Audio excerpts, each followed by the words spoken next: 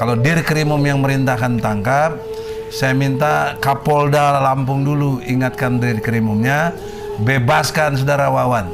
Solidaritas kami dari Jakarta perlu diperhatikan. Jika tidak dibebaskan, kita akan bergerak untuk membela Wawan.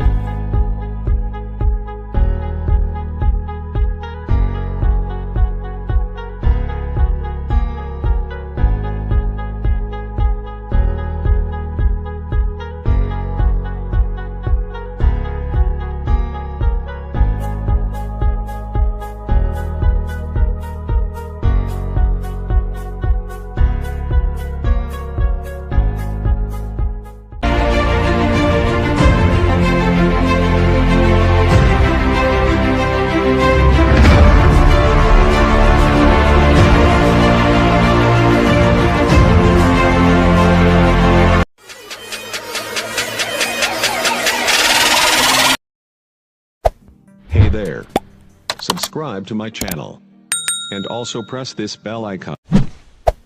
Saudara-saudaraku yang terkasih di dalam Tuhan, selamat berhari Minggu, selamat berbakti bagi saudara-saudaraku yang seiman dimanapun Anda berada, dan selamat menjalankan ibadah puasa bagi saudara-saudaraku yang Muslim. Tuhan Yesus memberkati kita semua. Teman-teman, kembali ya, ada berita yang menarik perhatian kita semua, teman-teman. Ternyata ceritanya dari Wawan yang membubarkan ibadah gereja Kristen di Bandar Lampung, rupa-rupanya berujung, teman-teman. Ya, dimana Profesor Egy Sujana CS tidak suka ketika Wawan dijadikan tersangka dan ditahan di Polda Lampung, teman-teman. Egy Sujana CS mengancam supaya Wawan dibebaskan, teman-teman, dibebaskan. Kalau tidak, mereka akan bergerak. Wow, keren sekali ya. Saya kira Egy Sujana ini orang hukum. Dia seorang pengacara. Tetapi kalau disimak apa yang dia perkatakan, seolah-olah orang yang tidak mengerti hukum, teman-teman. Tidak mengerti hukum sama sekali. Dia tidak tahu bahwa konstitusi negara itu adalah hukum tertinggi di negara ini yang harus diberlakukan. Ya, yaitu Undang-Undang Dasar 1945 sudah menjamin kebebasan setiap warga negara Indonesia untuk beribadah sesuai dengan kepercayaannya masing-masing. Egy Sujana mungkin tidak hafal dengan pasal ini, teman-teman ya, sehingga dia mengatakan bahwa Wawan itu mengalami yang namanya ketidakadilan. Wow. Wawan itu katanya memang sudah kewajibannya untuk menanyakan izin dari gereja Gema Daud. Kalau kita lihat, Egy ini hanya mendengar cerita dari cerita ke cerita. Dia tidak tahu persis peristiwanya seperti apa, teman-teman. Kita tahu bahwa Wawan ini bukan menanyakan izin dari gereja, tapi dia mempersekusi umat dari gereja Kemah Daud yang sedang beribadah. Dibubarkan secara paksa oleh si Wawan ini, teman-teman. Dan yang kedua, Wawan ini secara hukum dia tidak punya wewenang untuk menanyakan izin, untuk mempersoalkan izin dari gereja tersebut. Karena dia bukan wali kota, teman-teman. Yang berhak ya menanyakan izin, mempersoalkan izin itu adalah wali kota, bukan Wawan ini, begitu. Nah, saya percaya Wawan ini tidak sendirian, pasti ada gengnya juga, teman-teman. Dan luar biasanya, seperti apa ancaman dari Egy Sujana ini? Kita akan saksikan dulu di video ini, teman-teman. Tetapi kalau saya menilai, itu lain di bibir, lain di hati, teman-teman. Dia menggadang-gadang harus ada toleransi di Indonesia ini, sesama umat beragama harus saling menghargai. Tetapi dia mengancam-ngancam orang yang jelas-jelas bersalah mempersekusi umat agama lain, ya. Tapi dia mengutip-ngutip pula Undang-Undang Dasar 1945 bahwa setiap warga negara berkedudukan yang sama di depan hukum, ya, memiliki hak yang sama di depan hukum. Tetapi yang dia lakukan justru sebaliknya, teman-teman. Jadi apa sih yang sebenarnya yang dibicarakan oleh Egy Sujana ini? Saya hanya bisa geleng-geleng kepala. Sorry ya, saya melihat di sana sebuah kemunafikan yang serius, teman-teman. Ya, sorry kalau saya katakan ini, tapi itulah yang saya lihat. Lain di bibir, lain di hati. Seperti apa ancaman dari Egy Sujana dan kawan-kawan ini terhadap Polda Lampung, teman-teman?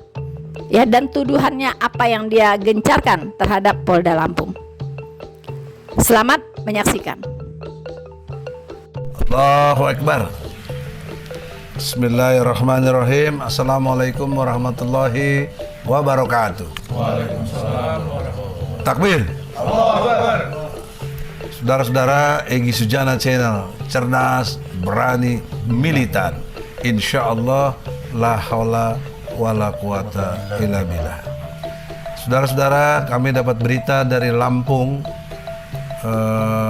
tentunya dari aktivis Bunda Mary yang mengabarkan bahwa ada ketua RT Wawan namanya ditangkap oleh Dirkrimum Polda Lampung, padahal sebelumnya sudah didamaikan oleh Kapolresnya, sehingga terjadi satu keadaan yang tidak baik.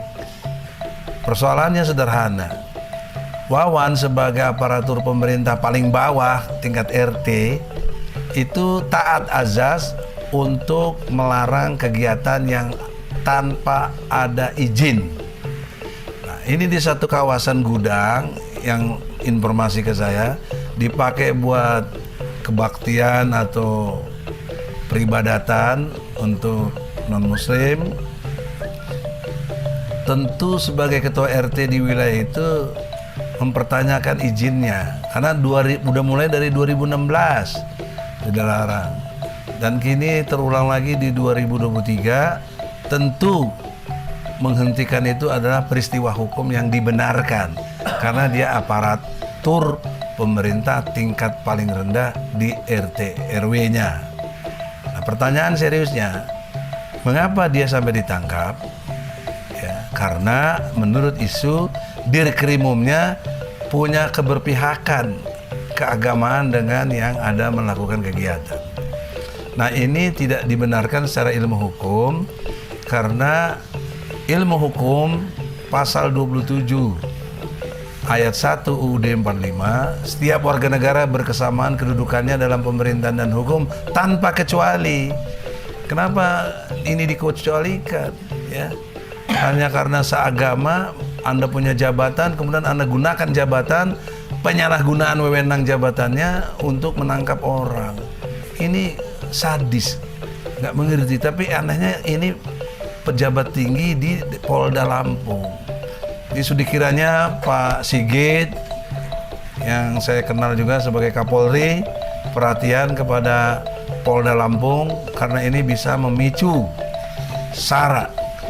Tapi justru Wawan dikenakan pasal 156A KUHP tentang penistaan agama. Agama mana yang dinistakan? Non-muslim? Tidak, kan tidak ada izin. Dia berhak untuk menanyakan itu. Kenapa ditangkap? Gitu loh. Nah, itulah singkat ceritanya.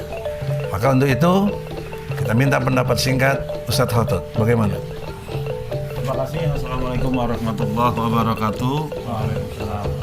Semestinya tidak ada satu diskriminasi ataupun satu stigma kepada umat Islam, seolah-olah bahwa umat Islam istilahnya mereka yang kembangkan itu intoleran.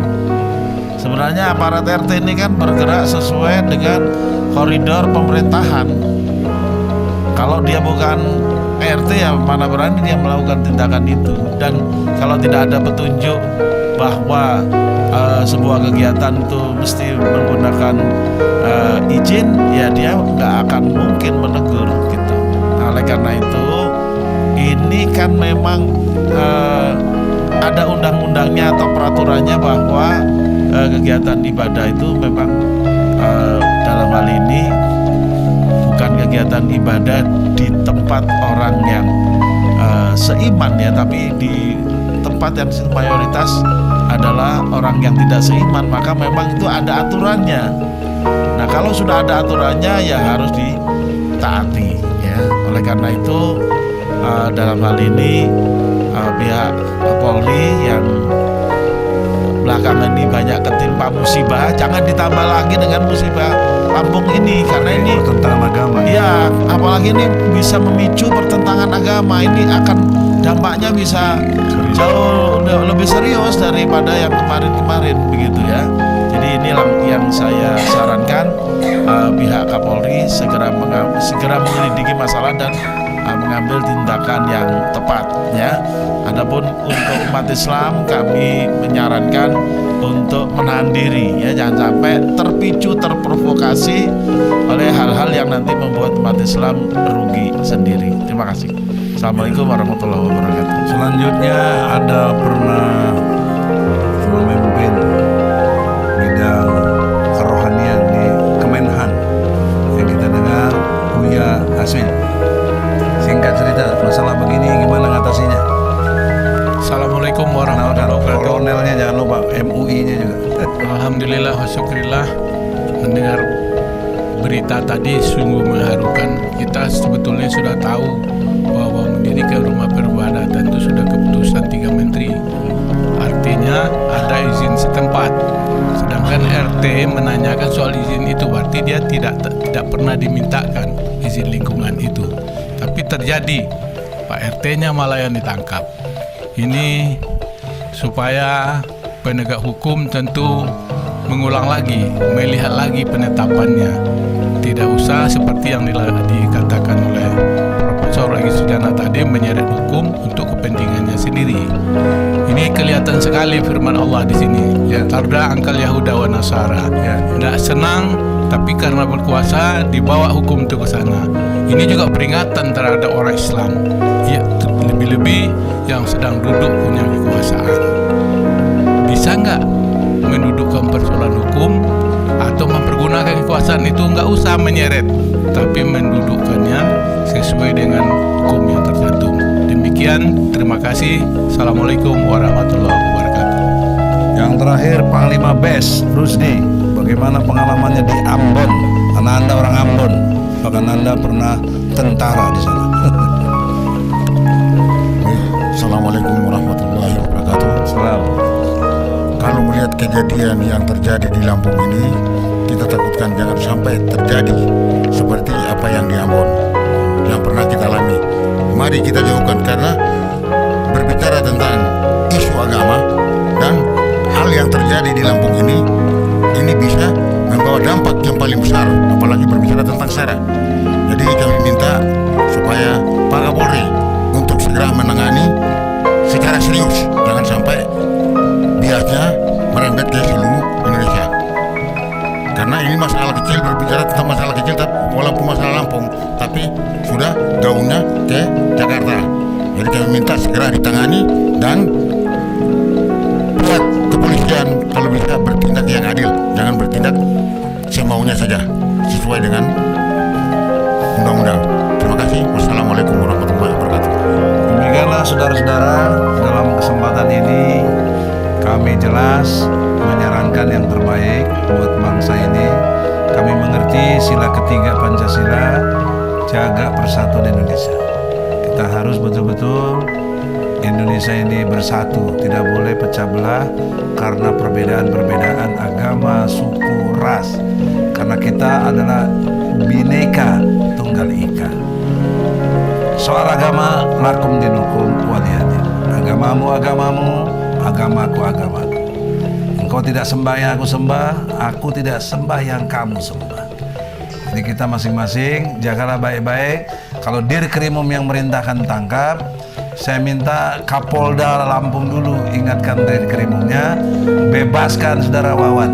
Solidaritas kami dari Jakarta perlu diperhatikan. Jika tidak dibebaskan, kita akan bergerak untuk membela Wawan. Demikianlah, semoga ada manfaatnya. Assalamualaikum warahmatullahi wabarakatuh. Waalaikumsalam.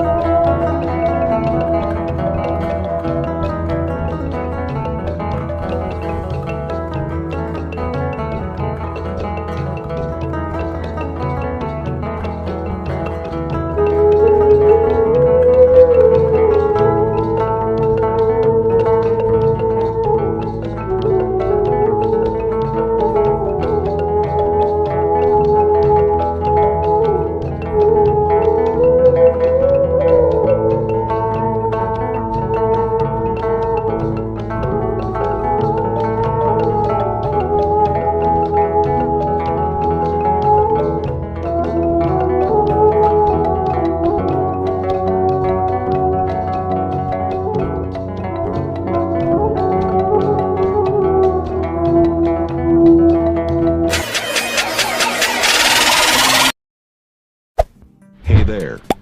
Subscribe to my channel. And also press this bell icon.